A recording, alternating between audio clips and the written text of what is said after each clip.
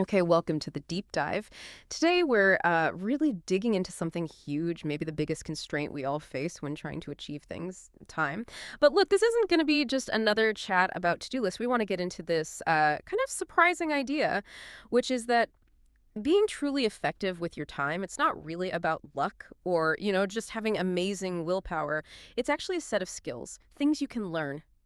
Think about this because I've definitely lived this. You picture two people, right? Same office, same 3 hours. One leaves feeling great, inbox cleared, maybe even smiling. The other one, they've maybe written half a paragraph, got 14 tabs open, and just feel totally defeated. So our goal here is to give you a kind of shortcut to the blueprint that separates those two experiences. We're pulling from frameworks used by top business schools, even pro sports teams. Exactly. And the key thing we want to stress right from the start is where we begin. It's foundational. See, most people jump straight to the hardware, the calendar app, the new planner, whatever tool is trendy. But those things, they only amplify what's already there. The real work, the starting point, has to be the software, your mindset, your beliefs about time. So our mission today is really to help you debug that internal software first. Because honestly, without that shift inside, the fanciest app in the world just helps you organize your overwhelm. It doesn't solve it. Okay, let's unpack that mindset then, because the big mistake I made for years, and I think it's super common, is getting caught up in the look of productivity. Yeah. Getting the nice notebook, setting up the color coding in the calendar. Right, the aesthetics. Exactly. And yet I'd still end the day feeling, well, exhausted, anxious, and maybe even a little weirdly proud of just how busy I looked, even if I hadn't moved the needle on what mattered. The tools felt productive, but the engine wasn't actually going anywhere useful. And that feeling, that busy but not productive treadmill. It almost always traces back to beliefs we hold about time that we haven't really questioned. These scripts, sometimes they come from childhood or maybe the culture at work, and they just quietly undermine everything we try to do. I work with this project manager, Alex. He was totally burning out, 60-hour weeks minimum. Yeah. Now, logically, he knew it wasn't sustainable. He wasn't naive. But deep down, he was running this old script his father had drilled into him. Busy hands are happy hands. For Alex, any kind of pause, any downtime felt like being worthless. It wasn't until he really faced that fear, that visceral reaction to not being busy, that things changed. It wasn't about just shuffling meetings. He had to confront that core belief first. Only then could any new schedule actually stick. Wow. I mean, how many of us are running some version of that script right now without even realizing it? So it sounds like the real change isn't just about what you do, but maybe how you even talk to yourself about time. It absolutely is. And this leads directly to this really powerful shift in language, moving from what we call scarcity language to abundance language. Scarcity language frames time as this thing outside of you, controlling you. Like when you say, I just don't have time to review the budget. See how that feels? It's disempowering. Okay, but let me push back a little there. Isn't that sometimes just semantics? Like if my plate is genuinely overflowing, saying I am choosing not to prioritize the budget review today doesn't magically review the budget, right? It's still not done. That's a really fair point. And you're right, it doesn't instantly change the outcome. But the power isn't in the immediate task completion. It's in reclaiming your agency. That second phrase, the abundance language, I am choosing not to prioritize X, it forces you into radical ownership. It might feel a bit uncomfortable, sure, but it makes the trade-off you're making crystal clear. When you say, I am choosing not to prioritize exercise today, you own the decision. That mental pivot alone transforms what felt like helpless, paralyzing dead time into a live time you actively directed, even if you directed it towards rest or something else. You're in the driver's seat again. Okay, that makes a lot more sense. It reframes it. So productivity isn't this fixed thing like, oh, I'm just not an organized person. It becomes a skill you can actually develop. Exactly right. You counter that little voice saying, I'm just not good at this, by treating organization like any other skill, something you practice. And that needs what we call a growth-oriented framework. This is so important for you listening. Don't beat yourself up over a chaotic day. Don't label it a failure. Instead, see it as data. Treat that messy Tuesday like a mini experiment. What happened? Observe. Maybe you hypothesize, okay, those back-to-back video calls completely drained my focus by 2 p.m. Then you adjust for Wednesday, maybe test putting a simple 15-minute buffer after every other call, see what happens. It's these small, deliberate tweaks based on observation that build up over time into a system that actually works for you. And building on that idea of energy being the real currency, not just hours on the clock, we have to hit this key belief. Rest isn't the reward you get after you're totally fried. No, definitely not. It's actually the prerequisite. It's the input. The top performers, they don't just collapse at the end. They actively schedule recovery into their routines. They protect their energy source. Absolutely. Yeah. And that understanding of energy is precisely why so much generic time management advice falls flat. Things like everyone should join the 5 a.m. club.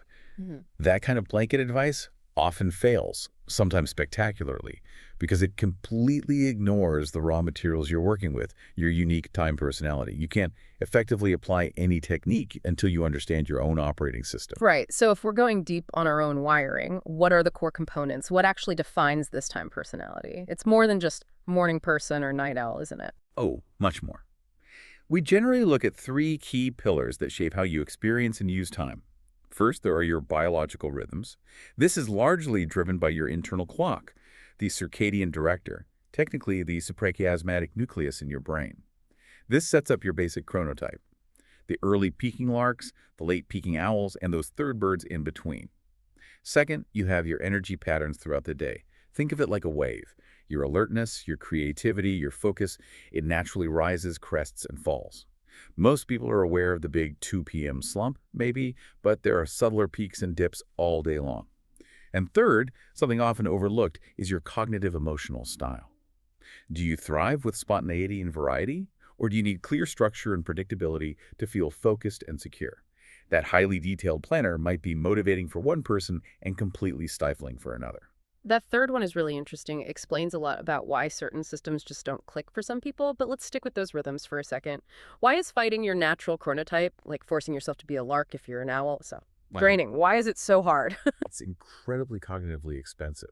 You're essentially battling your own biology, constantly overriding your body's natural signals.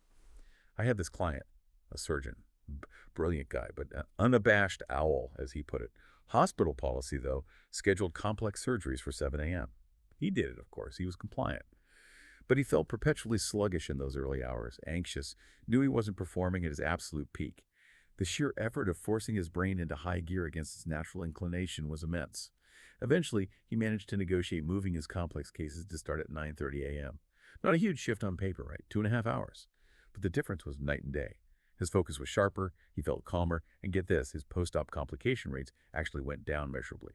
The policy hadn't changed him. Aligning the schedule simply allowed the best version of him to show up when it mattered most. Trying to force yourself into the wrong pattern means simple tasks require Herculean effort. It creates needless stress. That's such a powerful example. And the real takeaway for everyone listening is when you stop fighting your internal conductor and start working with it, things that felt like pulling teeth can suddenly just flow.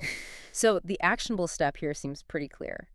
Figure out what your peak mental window is and then guard it, like really guard it. Guard it ruthlessly. Yes, Yes. for a lark, that might be 6 a.m. to 9 a.m.